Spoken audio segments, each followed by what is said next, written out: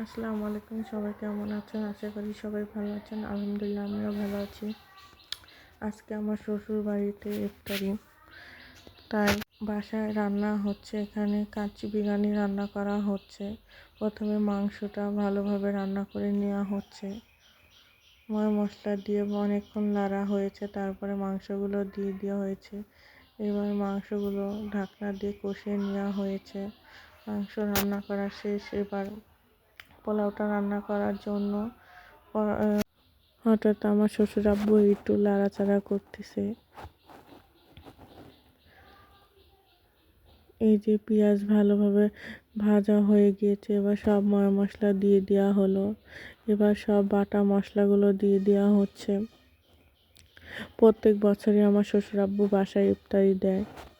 আলহামদুলিল্লাহ এবারও ভালোভাবে বাসায় ইফতারি দেওয়া হয়েছে। সবাই দোয়া করবেন যেন প্রত্যেক বছর আমার শ্বশুর আব্বু এমনভাবে ইফতারি দিতে পারে।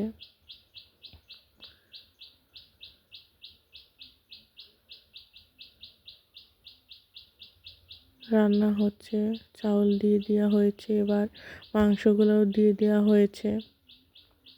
এবার একটু লাড়াচাড়া করে এবার নামিয়ে নিল। রস ছিলই, এটা রস শুকিয়ে যাবে ভাপেই।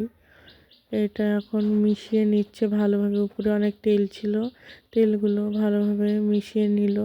এবার ঢাকনা দিয়ে ঢেকে দিবে।